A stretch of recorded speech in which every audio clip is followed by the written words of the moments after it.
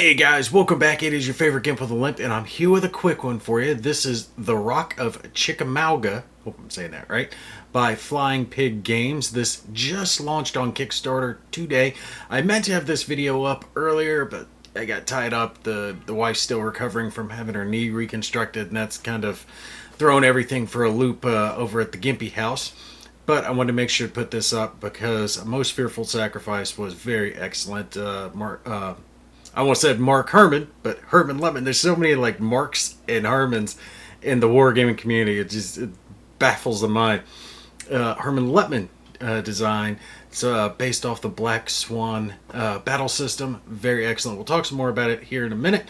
But first I want to do the video and then we'll show you the different options for backing this Kickstarter, which you see is still going up.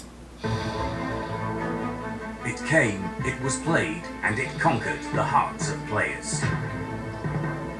Both old-timers and newcomers to the hobby were enamored by A Most Fearful Sacrifice, the 3 days of Gettysburg. Flying Pig Games now proudly presents the second game in the award-winning Black Swan series, The Rock of Chickamauga. The game covers the entire Battle of Chickamauga, fought from September 18th through the 20th, 1863, in northern Georgia, in no less than 14 scenarios.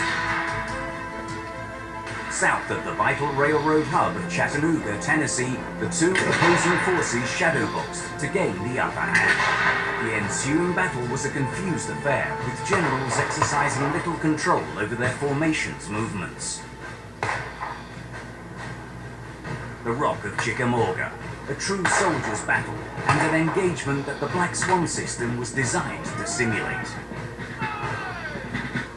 At the start of each turn, players must make command decisions to prioritize in which order their formation should activate, knowing that the least favored have only a slim chance to activate and affect play.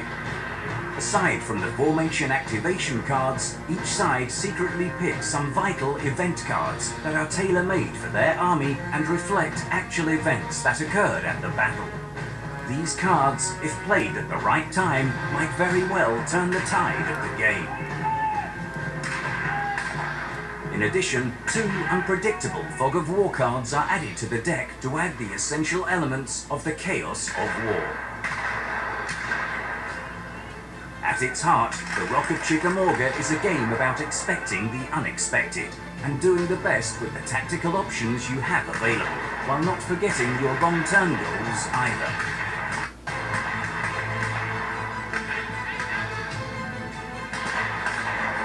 After 2 days of ferocious Confederate assaults, the Union Army finally retreated in disorder.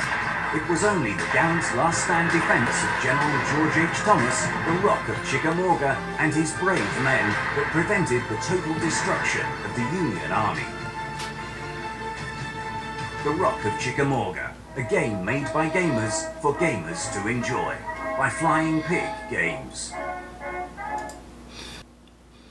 Alright, so as you can see, cool video they've got for the intro, the explanation about what this game is going to be, and it's really just carrying on what we already liked in A Most Fearful Sacrifice. I've done a handful of videos on A Most Fearful Sacrifice, really well made, huge, beautiful map for Gettysburg. They're carrying the same thing on here with Chickamauga, but again, the key component with this game is that Black Swan system that really gives you this in-depth activation system in the way that the units are going to activate. You're drawing the cards, making rolls based on leadership characteristics and the division cards. There's a whole setup. I can't explain the whole thing in just a quick preview here. But definitely go check out my videos. There's other people who've done videos on it as well, explaining the system. It is truly a thing of wonders. It does an excellent job. And I like the event cards too. I have to give it that. The event cards give that little bit of just flavor, extra bits coming in. And certain things can cause a nice little swing into the game. You know, you can't anticipate everything that's going on just based on what you see on the battlefield, because the event cards can throw a little kink in the works there. Let's see, for the different levels, we got $2 Pledge Master, get the game, 115. Let's see, hold on, the component list real quick. Rulebook, scenario book, 2 game maps. Now this was mounted last time, and it was freaking massive. These were big mounted boards.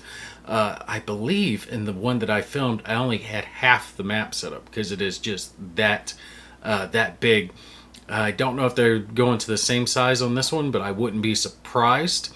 4 sheets of counters, 1 sheet of different sized admin counters, cards, 3 double-sided player 8 cards. I'm chuckling on that because that was one of the things that bit him in the butt on the first one, but they did do an update that fixed that. So I love giving Herman crap over that.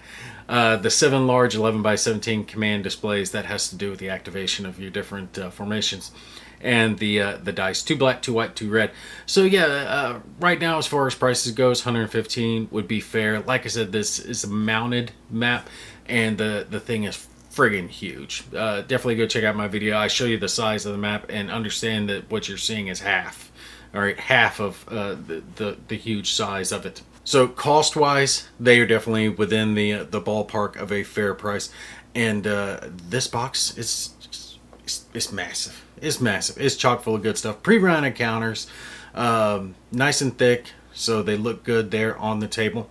Look at this, 15 square feet of gaming goodness. Yeah, that map is going to be huge, huge. Wait, 3 maps, 2 game displays. Additionally, one of the maps will be 2-sided.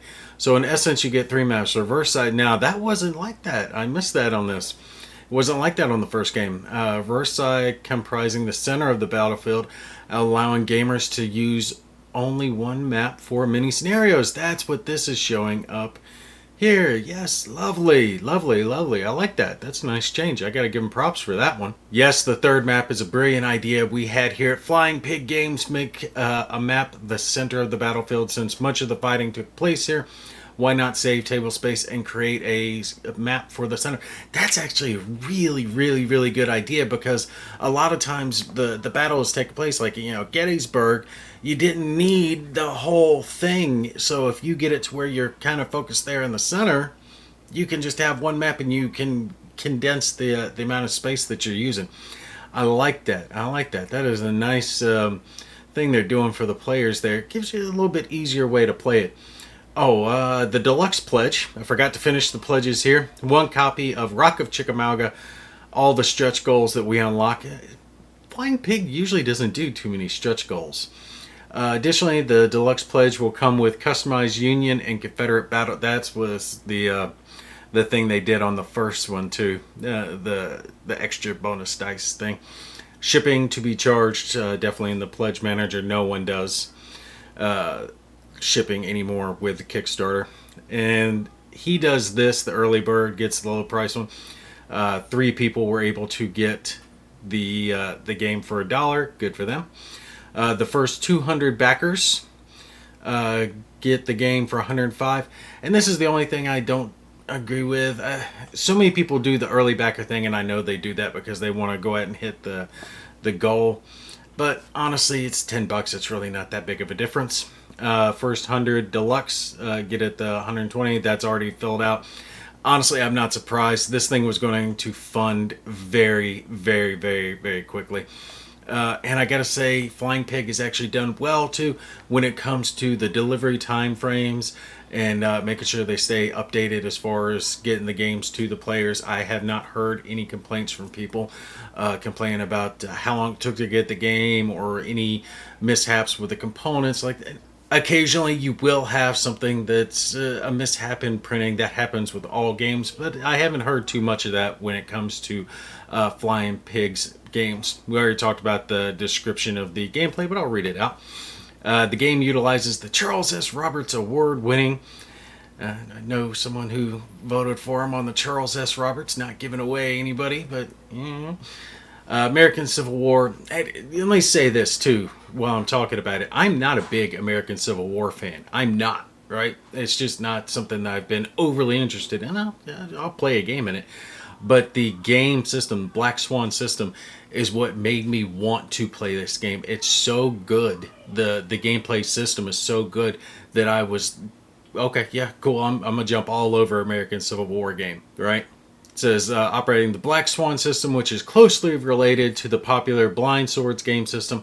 First introduced in the game Devils to Pay by Tiny Battle Publishing. This version of the system specifically designed to handle larger scale battles, yet keep the rules overhead low. And I gotta say, they did a good job with that. Players can simulate huge encounters in a reasonable amount of playing time. This is accomplished in one way through the use of cards rather than chit pools. Also, players will trigger activations by core instead of lower level formations, but they still have tactical decision making choices by needing to determine which divisions get activation priority. Though at a grander scale, this system maintains a tactical feel about it and still emphasizes the three FOWs of war. The fortunes of war, the frictions of war, and the fog of war. Players will be challenged to deal with a consistently developing battle situation, never quite sure of what the gods of war will throw at them, and thus they must always be prepared to deal with historically realistic Black Swan events. And they are right in the way that this system operates. For example, one of the things that I liked about Most Fearful Sacrifice is that the way the actual units operated, they got a better defensive bonus when they were together. They had the cohesive bonus because they worked well together. You couldn't spread your lines out thin or have units operating individually. If they were, they had a greater chance of taking wounds because they were off by themselves. So it gave you this incentive to keep your battle lines tight as you were moving forward, and it gave your opponent an incentive to try to punch through in the center. Yes, it might be harder, but if they can break your line, suddenly the other units start to become weaker, as they naturally would in real life.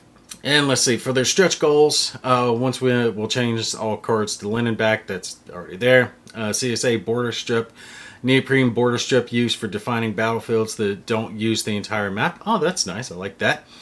Second border strip, cannon border strip, third border strip, fourth and final border strip. They've already hit all those.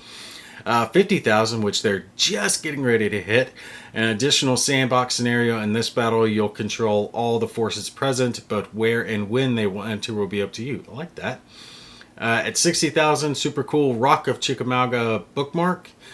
Spiral-bound rulebook, which, yeah, I hope they hit that. Spiral-bound is always the best. 100,000, you pick. We will unlock a stretch goal based on your suggestions. What could we add to this? Jet aircraft. Miniguns. I want Marines involved in the battle. Add-on items that you can add to your pledge. So in addition to the items your pledge level has, you can add these items to pledge. Well, after you select your pledge level, each of these add-ons below will be provided as an option to your pledge. You can add an extra copy of the base game and Most Fearful Sacrifice. If you didn't pick it up the first time, this would be an excellent chance to pick it up now, especially considering the fact that if you're trying to buy it on like eBay, secondhand, something like, you're going to pay through the nose for it. Most Fearful Sacrifice is one of those games that's going to remain on your shelf. Like, you've got some war games out there that, I'll sell that. I'll pass that on. This one, no. This is part of my collection. It's going to stay there. So, yeah, a good chance to pick up the second edition if you don't already have it. Pike Creek. I'm messing this up. Pipe Creek is a much anticipated expansion to Most Fearful Sacrifice. It's only compatible with Most Fearful Sacrifice, and you must own that to play. I think I might have got that when I did the upgrade kit, but I'll have to check. And they've got a dice tower. Die-cut cardboard dice tower. Take it or leave it on that one. Shipping. How much is shipping going to be? That's all going to depend on where you are. It looks like roughly 25 to New Zealand 65, Asia 70, Australia. Sorry guys, you guys suffer. You always suffer. I hate it for you, but I mean that's what you get for living down under. But shipping, not too bad. Actually fairly reasonable because shipping prices seem to be coming back down. There for a while it was 40, 50, 60 bucks shipping, and that was, hated that. Alright, so that's it. Rock of Chickamauga, it is live now. Definitely go check it out. I'm putting this video out just because I didn't want people to miss it. Some people were sad that they missed Most Fearful Sacrifice. This is your chance to get that one. and it's really just more of what was already good, right? The Most Fearful Sacrifice was simply outstanding. I know I voted for it for top for a few different categories. So if you didn't get it first time, got a chance to get it now. And now the next in the series, Rock of Chickamauga, definitely worth checking out. All right, that's going to be it for me. Hope you guys take care. I'll see you in the next one.